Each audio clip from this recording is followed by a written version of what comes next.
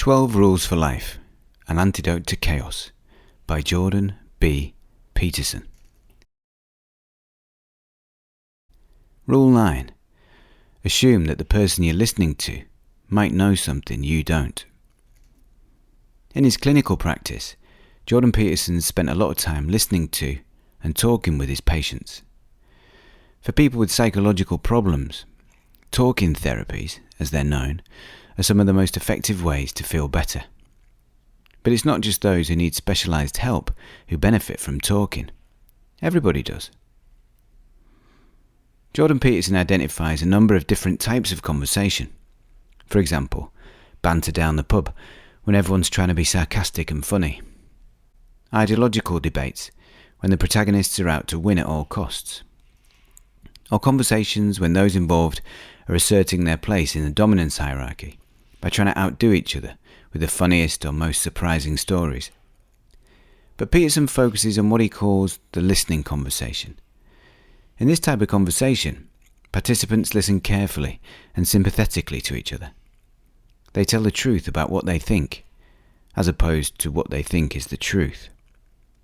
Peterson believes that having this kind of conversation regularly is essential in order to get your thinking in order and maintain your mental health. But why?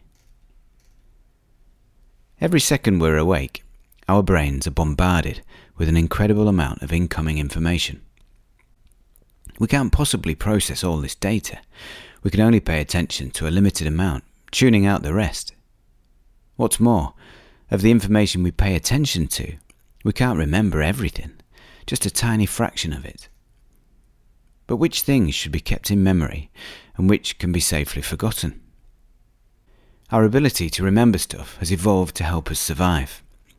The purpose of memory is so that we can modify our behaviour to avoid repeating the same mistakes over and over again.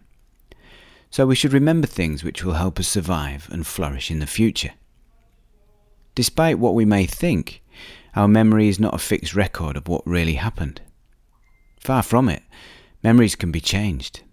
This is precisely what happens when we have a decent conversation with someone close, a listening conversation. Sorting through your experiences and figuring out their meaning and significance is difficult to do by yourself. It's much easier to sort out your thoughts by talking them through with someone else. It's a way of outsourcing your emotional well-being. By talking things through, you can bring order to your thoughts and experiences, and you become more formed and less vague as a result. With the help of someone else, you can distill out the moral of an experience and forget the details. You then carry a simplified, condensed, and more useful memory with you to guide your behaviour going forward. So, having people around you who you can really talk to is very important. People who are good at listening. But what makes a good listener? A good listener collaborates and encourages you as you speak, but may also oppose and disapprove, depending on what you're saying. A good listener has a positive outlook. They listen with the attitude that they want things to get better, for you and in general. As they listen to you, their reactions, both verbal and non-verbal, are a representation of general public opinion and culture. You can use these responses to guide and mould your ideas. You process the feedback that you get from the listener and use it to modify your thinking and reorganise your ideas.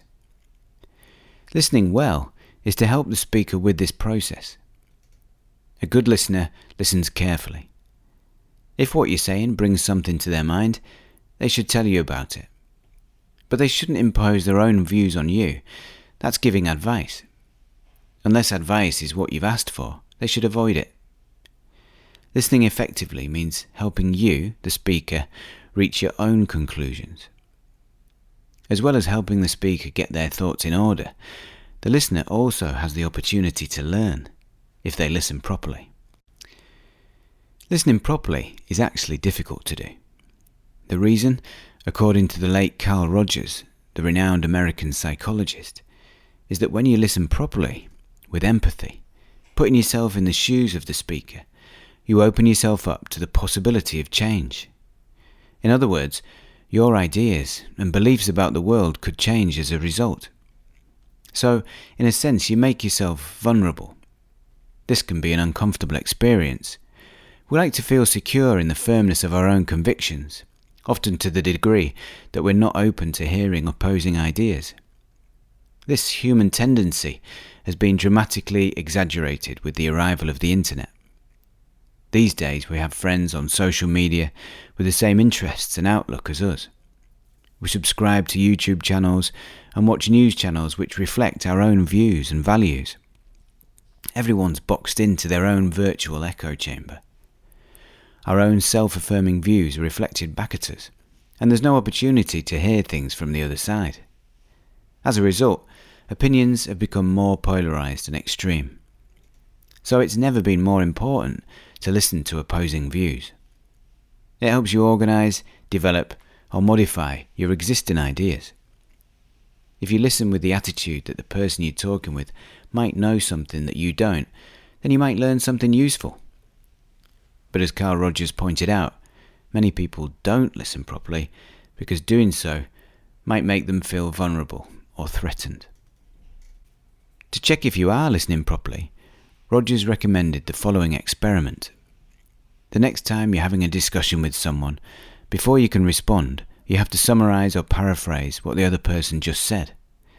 What's more, it has to be to the satisfaction of the other person. Only then can you give your own response. There are numerous benefits to doing this. Firstly, it's impossible to make straw men out of your partner's ideas, or create inaccurate parodies of them. Instead, you'll come to deeply understand your conversation partner's point of view. You might end up changing your own view as a result. But if not, understanding the other side so fully, you can hone and strengthen your own arguments all the more. Next time you have a conversation with someone, help them organise their thoughts by responding to what they say, verbally and non-verbally. Calmly make your reactions known as they arise in your consciousness. Don't dole out advice or impose your views.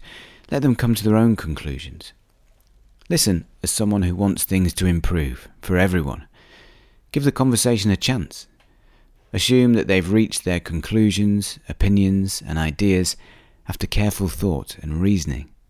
You're far from perfect. You're not all yet that you could be. You still have a lot to learn. Assume that they have knowledge that could help you. When you listen, put yourself in their position and see the world through their eyes. Be open to new ideas and have the courage to change your own if it seems necessary. Assume that the person you're listening to might know something you don't. Thanks for listening.